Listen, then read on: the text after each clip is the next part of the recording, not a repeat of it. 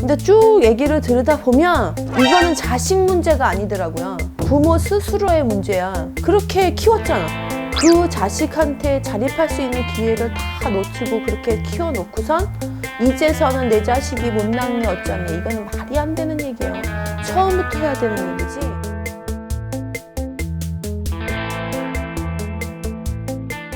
선생님, 네. 자식이 부모를 해하는 48자. 해야 한다는 게 뭐죠? 요즘 뉴스에 나오는 것처럼 뭐 죽이거나 때리거나 뭐 이런. 네.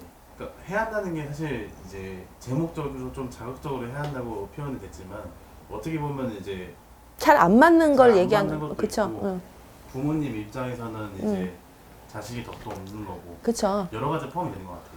그쵸. 여러 가지 정말 포괄적인 의미네요. 해야 한다는 게 사실은 그게 무슨 뭐 부모를 어떻게 하고 자식을 어떻게 하고 그게 뭐 부모 자식이라고 말할 수 있나 그 또라이들이지 그게.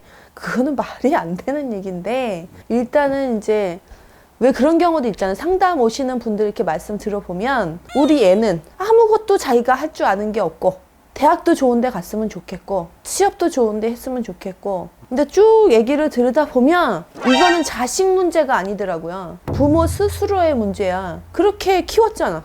곱게 키우고 넌 알바 따위는 안 해도 돼. 뭐 이렇게 얘기하고 무슨 뭐 학비니 집안에 무슨 다 대주면서 그러면서 이제 너가 할 때 내가 힘드니 너가 할 때 되지 않았니? 그러면 그 자식한테 자립할 수 있는 기회를 다 놓치고 그렇게 키워놓고선 이제서는 내 자식이 못났네 어쩌네. 이거는 말이 안 되는 얘기예요. 처음부터 해야 되는 얘기지. 외국에 유학을 갔다 온 친구들 몇몇 친구들 얘기를 들어보면 우리나라 유학생은 너무 부자래요.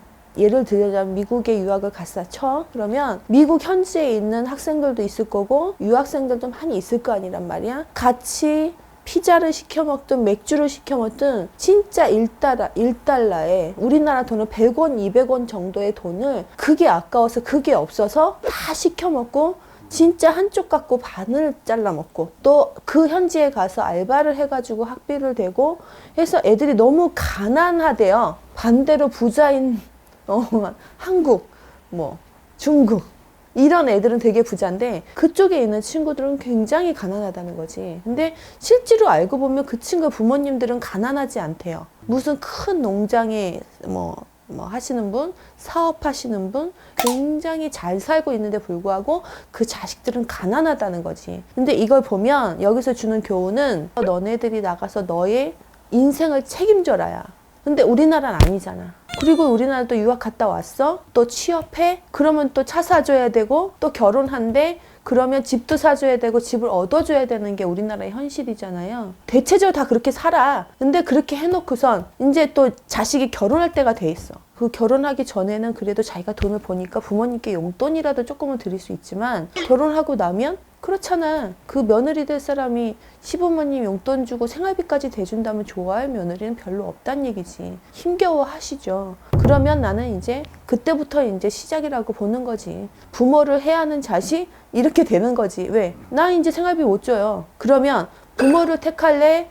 며느리 입장에서는 부인을 택할래? 그럼 대부분 부인을 택하지 않을까? 그래서 이제 격리 생활이 들어가는 거지. 그래서 이제 내 팔자야 그러고 점을 보러 오시는 거야. 시커 그렇게 만들어 놓고. 어떻게 보면 불효인가요? 불효까지는 아니에요. 그거는 불효는 아니죠. 불효는 저는 그렇게 생각해요. 아이의 문제가 아니라 사실 결혼해서 내 가정을 이루었으면 그 가정을 책임져야 되잖아. 그 두 부부가. 근데 한쪽에서는 벌어서 부모님을 모셔야 된대.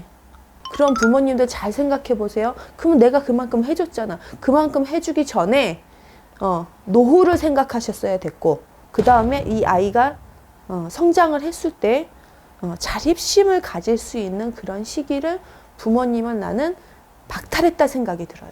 그게 맞는 얘기일 수도 있어.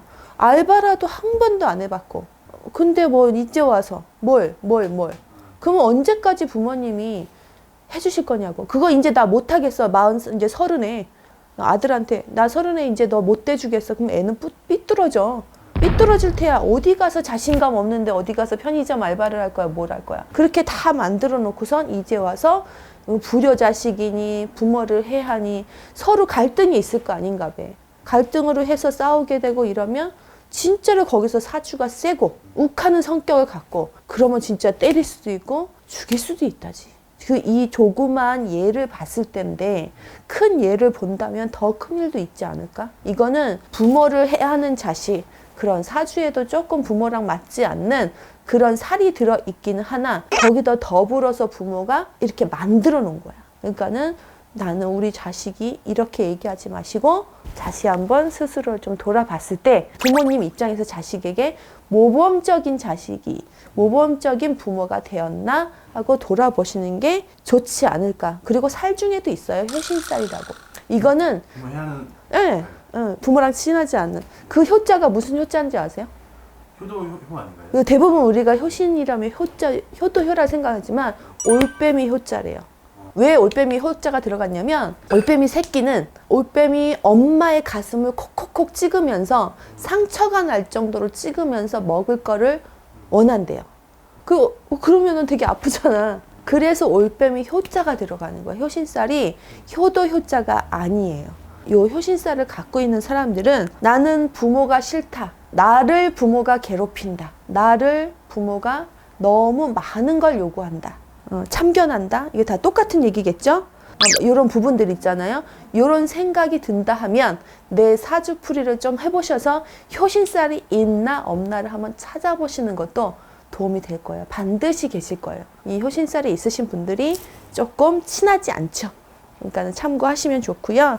그리고 부모님들은 너무 강한 애정, 강한 욕심, 강한 너무 바램 이런 거를 조금 없으셔야지. 이런 부분들이 효신살이 있는 친구들한테 들어가 버리면 정말 상극이 되고 부모가 아니고 자식이 아닌 왼수가 된다는 점 잊지 마셔야 돼요.